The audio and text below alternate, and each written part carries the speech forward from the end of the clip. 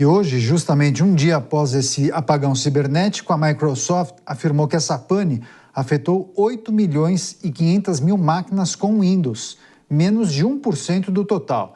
Então, sobre esse assunto, a gente conversa a partir de agora com o Samuel Barros. Ele é o reitor do IBMEC do Rio de Janeiro e também coordenador do MBA de Liderança, Inovação e Tecnologia, a quem agradecemos demais pela participação. Samuel, seja muito bem-vindo aqui à Jovem Pan News. Obrigado, Daniel. Boa noite. Ótimo estar podendo falar com vocês sobre esse que já é considerado o maior apagão cibernético da história.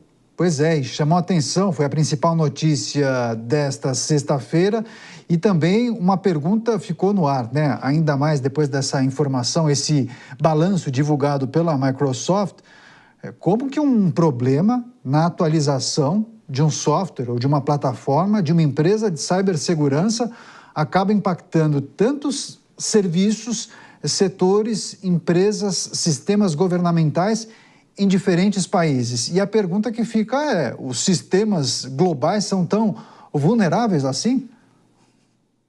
Bom, excelente pergunta. O primeiro ponto que a gente tem que observar é que o mundo ele é interconectado. Então, isso é um ponto pacífico e antes que alguém levante a mão, então vamos voltar para o passado, botar tudo no papel, esquece, isso não vai acontecer. Por causa da interconexão, quando você tem uma falha em qualquer sistema, principalmente um sistema de grande porte, você acaba gerando efeito de cascata. E foi exatamente o que aconteceu com a falha no Falcon, na atualização do Falcon da CrowdStrike, que é a empresa responsável por esse sistema. É uma empresa de cibersegurança, ela tem um sistema, que é esse sistema Falcon Sensor, que é uma tecnologia EDR. Essa tecnologia ela foca no monitoramento constante contra invasões em dispositivos físicos.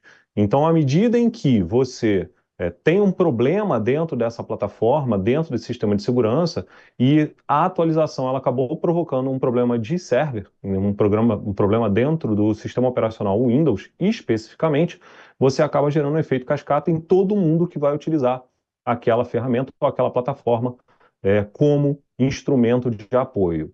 Foram apenas 8 milhões de máquinas, que corresponde a menos de 1% do parque que utiliza a Microsoft no mundo, porque você deve observar que a maior parte do parque que utiliza a Microsoft são pessoas físicas. E isso não influenciou computadores de pessoas físicas, e sim computadores empresariais e grandes servidores. Pois é, agora, se nós analisarmos no Brasil, claro, houve consequências, mas numa escala muito menor se nós compararmos, por exemplo, com os Estados Unidos. Mas houve ontem relatos de problemas em voos, empresas do mercado financeiro, principalmente bancos, até sistemas governamentais. Trouxemos a informação na programação que o Supremo Tribunal Federal enfrentou dificuldades e, ao final do dia, houve já uma resolução daquele problema. Enfim, queria primeiro a reflexão sobre por qual razão o Brasil não foi tão impactado quanto os Estados Unidos e qual é o cenário da cibersegurança quando olhamos para o Brasil? Bom, por que o Brasil não foi tão afetado? Não só o Brasil, alguns outros países no mundo também foram muito menos afetados do que os Estados Unidos. Se você observar hoje, das 500 maiores empresas americanas, aproximadamente 300 utilizam o sistema da CrowdStrike como ferramenta de segurança. Então, lá, o impacto necessariamente é ser maior por uma escolha de plataforma. Então, eles preferem plataforma Microsoft. Consequentemente, qualquer desvio, qualquer dor de cabeça na Microsoft vai influenciar de forma muito mais significativa nos Estados Unidos.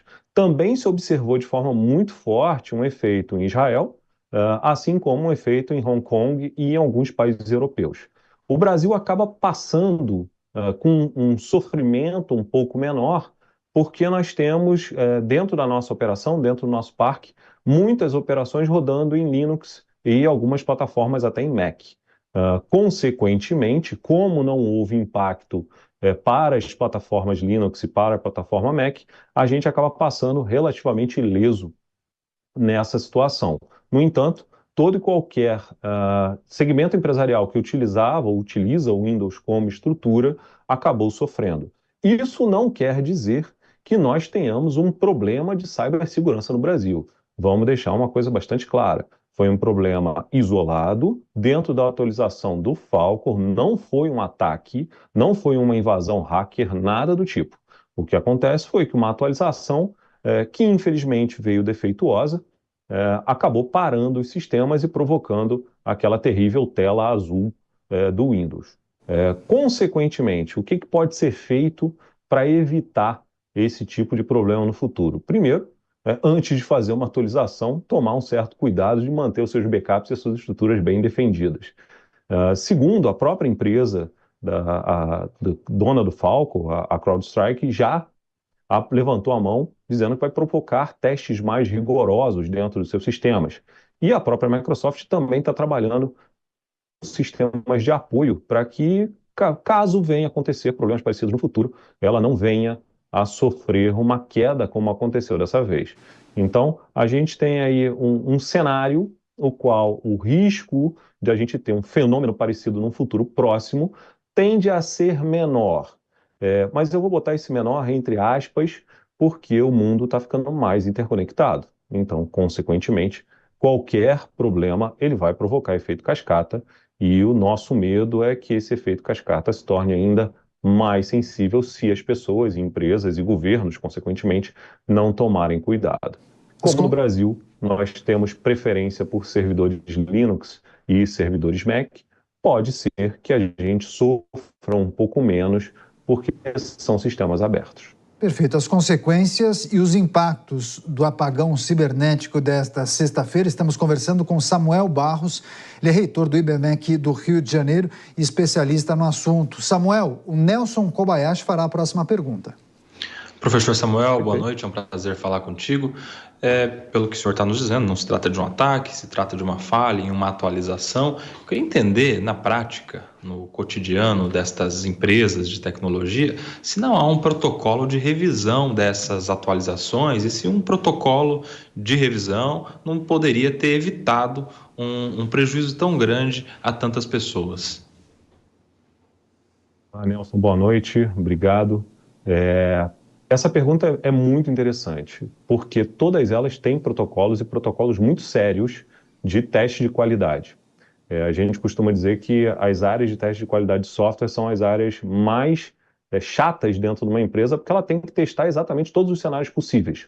No entanto, quando a gente fala de cibersegurança, e no caso o Falcon é um sistema de defesa contra ataques cibernéticos, as empresas de cibersegurança estão sempre correndo atrás do prejuízo.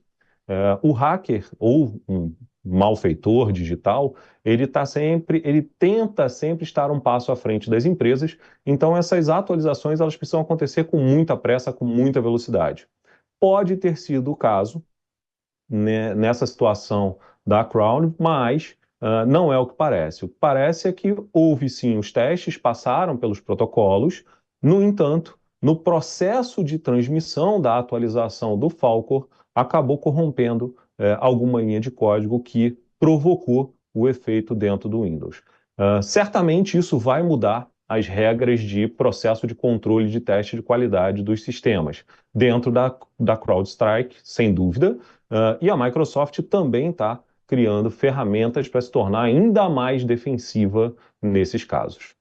É isso, as consequências do apagão cibernético e todas as consequências para empresas, países, sistemas governamentais, enfim.